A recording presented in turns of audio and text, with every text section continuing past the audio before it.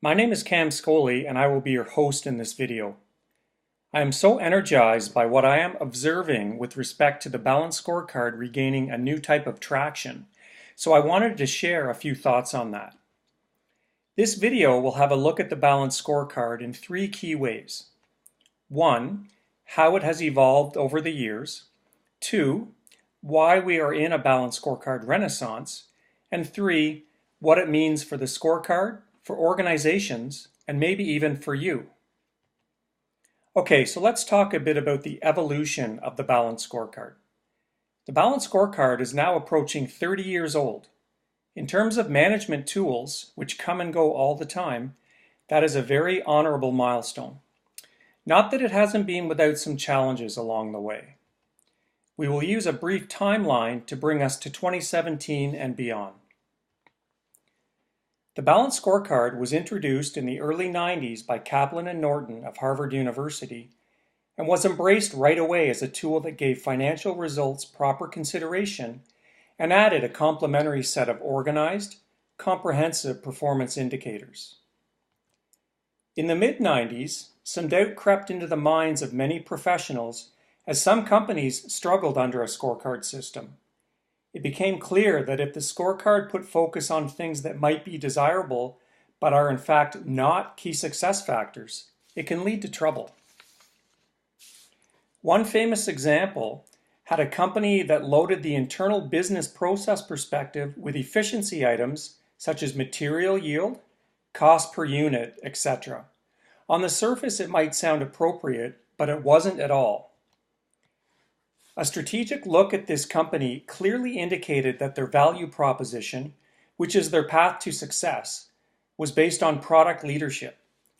This means that the company needed to track important indicators such as time to market, including cycle times related to concept commercialization and product availability, and then also features of the product. The efficiency items they were measuring, such as material yield, cost per unit, etc., are maybe an added bonus, but are not critical. Heck, product leaders can pass off those types of costs if they can be first to market with a great product. So what we had here was not a scorecard issue, but a suboptimal scorecard management issue, which will almost always lead to suboptimal results. But the optics involved pointed to the scorecard. So there were some doubters that considered the scorecard used to be risky, like a roll of the dice, because of how it could generate behavior inconsistent with the strategy. And there was no question that this doubt was somewhat justified.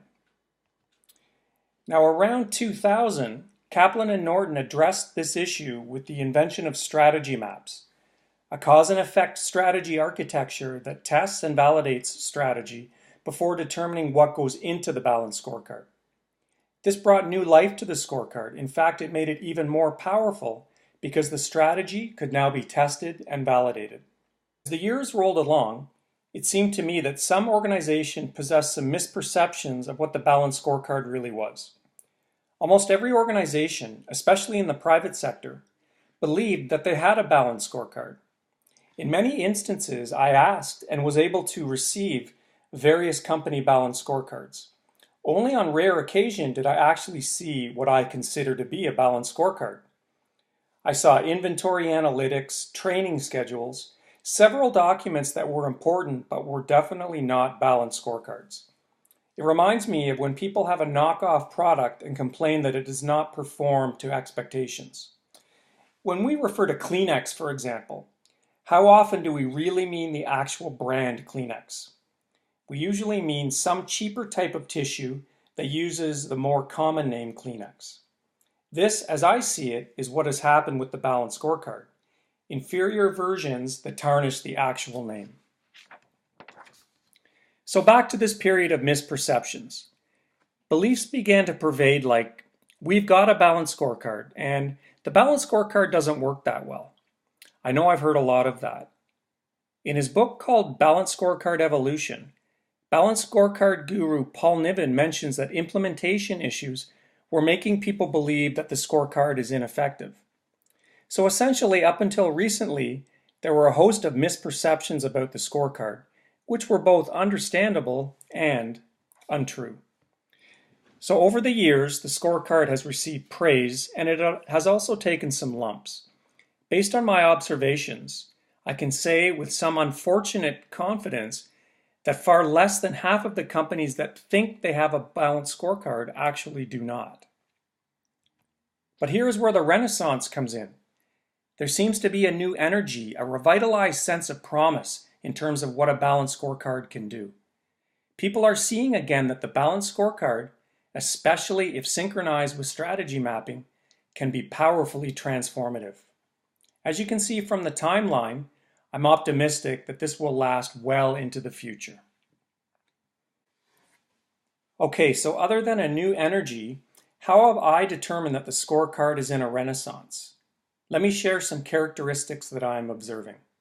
First, there seems to be a general reawakening of what the balanced scorecard is really about and what it can do. Professionals from all industries are taking a keen interest again. There is something special about the clarity and succinctness of the balanced scorecard. Second, there's also a better understanding of the key characteristics of a true balanced scorecard. Many professionals are realizing that what they have been using does not, in fact, meet the criteria of the balanced scorecard. The proper mixes of leading and lagging indicators, internal and external criteria, the list goes on and on. It is so important not to overlook key strategic parameters. Professionals are becoming more aware of their scorecard defects, which is great because it provides an opportunity for a scorecard overhaul. Third, there is a better understanding of how strategy mapping exercises before scorecarding can actually maximize the likelihood of balanced scorecard success. Put the right things in the scorecard and good things will happen. An important part of this renaissance, I believe, is that the baton has been passed on to practitioners that really focus on the build aspects of the balanced scorecard. Kaplan and Norton have done amazing pioneer work, and more the literature and discussion now is turning in the direction of how to build a scorecard. Paul Niven, for example, has authored extremely helpful materials. In his 2014 book, The Balanced Scorecard Evolution, he states the following, which really spoke to me. I'm quoting now. In addition to my hands-on work with the balanced scorecard, this book draws on the latest research in change management and emerging neuroscience, how brain functioning impacts work and life. End quote.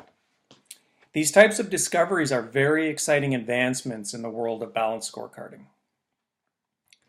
And finally, this is exciting for me personally that CPA Canada and CPA Ontario are reinvesting in strategy mapping in the balanced scorecard, revamping materials, new workshops, new videos.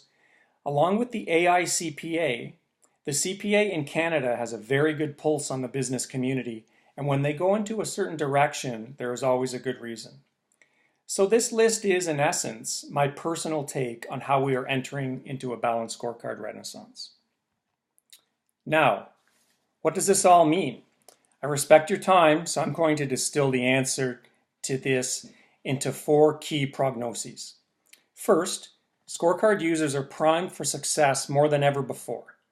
Because it has been around almost 30 years, there's been time and experience to fine-tune the scorecard, removing the bugs and streamlining the build process. This bodes very well for users looking for a proven, cost-effective version of the scorecard. Second, the strategic emphasis shifts the focus from tactical thinking to strategic thinking across the entire organization. With a balanced scorecard, strategy mapping and balanced scorecarding become part of everybody's job. Third, since strategy is part of everyone's job now, employees can focus their time and energy on the tasks and activities that move the organization toward strategic success.